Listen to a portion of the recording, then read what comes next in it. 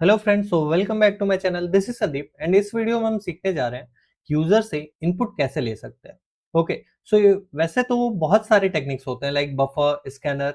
तो हम step by step एक एक टेक्निक सीखेंगे एंड मैं स्कैनर के थ्रू सारा डीएसए करवाने वाला हूँ। स्कैनर से कैसे इनपुट ले सकते हैं, तो इस वीडियो में मैं वो पढ़ाने वाला हूँ। ओके, तो without wasting our time let's start the video. तो हम चलते हैं वीएस कोड में एंड वहां कोड के थ्रू हम देखेंगे कैसे यूजर से इनपुट ले सकते हैं।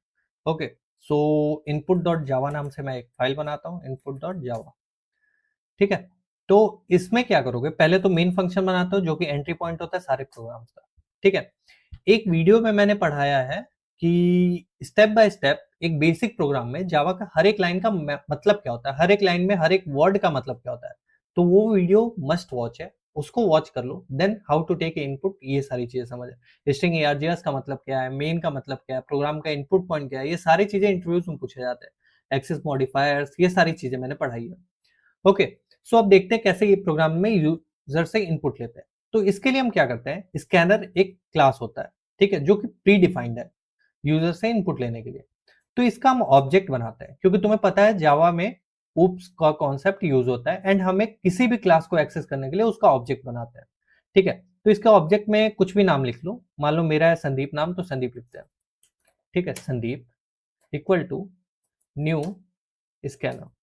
ठीक है, और इसमें सिस्टम डॉट इन।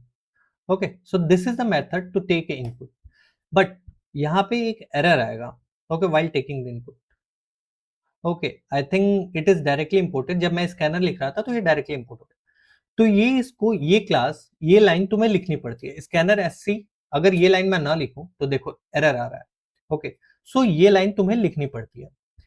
तो स्कैनर क्लास का ऑब्जेक्ट बनाने के लिए हमें स्कैनर क्लास को इंपोर्ट करना होता है। ओके, सो जावा डॉट यूटिल पैकेज में ये होता है scanner class. Okay, either you can write this और एस्ट्रिक, लाइक एसक्यूएल अगर जिसको आती होगी तो उसको ही पता है एस्ट्रिक का मतलब होल होता है। ठीक है, तो यूटिल पैकेज में जितने क्लास है सारी चीजें इंपोर्ट हो जाएंगी। So whether you either you right this और यू कैन राइट दिस। ठीक है, तो हम इससे ही चलते हैं बिकॉज उससे प्रोग्राम हैवी होता है। अगर तुम सारी क्लास इंपोर्ट कर रहे हो तो प्रोग्राम हैवी होगा, एज यूजुअल यू नो। ठीक है, तो अब क्या करेंगे, मान लो हमें इंटीजर, पहले एक वन बाई वन सब देखते हैं। ठीक है, तो इंटीजर अगर इनपुट लेना है तो क्या लिखेंगे, इंट, पहले डेटा टाइप, कौन सा वेरिएबल है, इक्वल टू। ठीक है, अब यहाँ पे क्या लिखोगे, जो तुमने वेरी ऑब्जेक्ट का नाम बताया, संदीप यहाँ पे मैंने बनाया संदीप डॉट नेक्स्ट। ठीक है, इतना तक सेम रहेगा, चाहे तुम फ्लोट लो, इनपुट स्ट्रिंग लो या कुछ भी लो। अब इंटीजर है तो आई कैपिटल। ठीक है, रैपर क्लास जो कैपिटल होता है उसको लिखते हैं।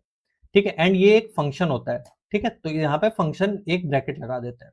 ओके, सपोज तुम्हें फ्लोट इनपुट लेना है, तो int a equal to object dot next float. Okay, so like this way you can take the input. Okay, sorry यहाँ पे मैंने इंट लिख दिया था इसलिए। ठीक है, तो फ्लोट तुम्हें इनपुट लेना है तो ऐसे ले सकते हो। अब सेकंड थिंग, तुम्हें डबल अगर इनपुट लेना है तो सिमिलरली, आई होप कि वीडियो को स्टॉप करो एंड कमेंट बॉक्स में इसका आंसर लिखो। ठीक है, या फिर अपने मन में सोच लो। तो ये है। ठीक है, अब मान लो हमें लेना है input double, equal to Sandeep dot next double. ठीक है, यहाँ पे कोई भी वेरिएबल यूज कर लेते हो तो शॉर्ट फॉर्म यूज किया जाता है, जैसे एससी। ये तुम्हारा मीन्स प्रैक्टिकली फॉर्मली यही यूज करते हैं लोग, यहाँ पे एससी यूज करते हैं, तो SC dot next, SC dot next. अब तो अब देखते हैं कैरेक्टर कैसे इनपुट ले सकते हो। कैरेक्टर को इनपुट लेने के लिए सेम पैटर्न फॉलो होता है बट थोड़ा सा डिफरेंट है, देखते हैं। Char C H equal to Sandeep, object का जो नेम है, dot next dot caret zero. ठीक है, 0th इंडेक्स पे तुम्हें इनपुट लेना है। So this is the way to take input character. ठीक है, स्ट्रिंग इनपुट लेना तो सेम है, जो पैटर्न ऊपर ले रहे थे वही सेम पैटर्न फॉलो होगा। String S equal to, sorry S variable ले लिया, S T equal to Sandeep dot next. अब देखो, स्ट्रिंग को दो तरीके से इनपुट लिया जाता है, S C dot Sandeep dot next. इससे क्या होगा, इससे तुम इनपुट ले सकते हो अगर तुम्हें कोई एक वर्ड लेना है, संदीप या फिर सिंह, बट तुम ये इनपुट नहीं ले सकते, संदीप सिंह विथ स्पेस तुम इनपुट नहीं ले सकते, यहाँ पे जो स्पेस आ रहा है ये इनपुट नहीं ले सकते। बट हाँ, तुम्हें अगर स्पेस के साथ मीन्स पूरा एक सेंटेंस अगर इनपुट लेना है तो नेक्स्ट लाइन करना होता है। ओके, अब क्या होगा, अब तुमने सारे तरीके सीख लिया and for other this pattern will be followed. ठीक है, कैरेक्टर के लिए ये पैटर्न है, ये एक डिफरेंट था तो ये मैंने बता दिया। स्ट्रिंग के लिए नेक्स्ट लिख सकते हो या नेक्स्ट लाइन, अगर एक वर्ड लेना है तो नेक्स्ट लिख सकते हो, नहीं तो नेक्स्ट लाइन। बट अब एक कैच है, अगर कभी भी इंटीजर के बाद स्ट्रिंग इनपुट लेते हो, इंटीजर के बाद अगर तुम्हें एक स्ट्रिंग इनपुट लेना है तो तुम्हें क्या करना होता है, जावा में बस ये एक एक्सेप्शन आता है। Okay, so let me comment out this. तो अगर ये दोनों को कमेंट आउट मैं कर रहा हूं, तो अगर तुम्हें इंटीजर के बाद स्ट्रिंग इनपुट लेना है तो इसको रन करके मैं दिखाता हूं। ठीक है,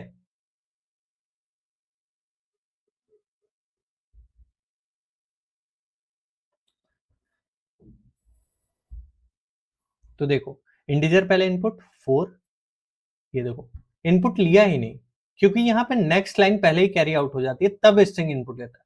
तो हमेशा भी कोई भी न्यूमेरिकल वैल्यू, चाहे इंटीजर हो, फ्लोट हो, डबल हो, अगर जावा में कभी भी न्यूमेरिकल वैल्यू के बाद अगर तुम स्ट्रिंग इनपुट लेते हो तो तुम्हें यहाँ पे एक लाइन छोड़ना पड़ता है। ठीक है, इसको बस ऐसे ही छोड़ देना होता है, Sandeep dot next line. Okay, so this line you need to write, then you can take an input. Let me show you the code. देखो, अब जैसे 5 इनपुट लिया, अब ले सकते हो इनपुट, संदीप इज अ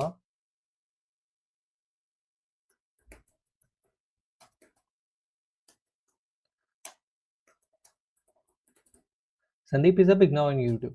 ठीक है, तो देखो ये इनपुट ले पा रहे हो, बट अगर ये लाइन नहीं था तो तुम्हारा यहाँ पे रीड करेगा ऑब्जेक्ट डॉट नेक्स्ट लाइन, तो नेक्स्ट लाइन पे ये चला जाएगा, एंड नेक्स्ट लाइन पे जब चला जाएगा तो इनपुट ये ले ही नहीं पाएगा।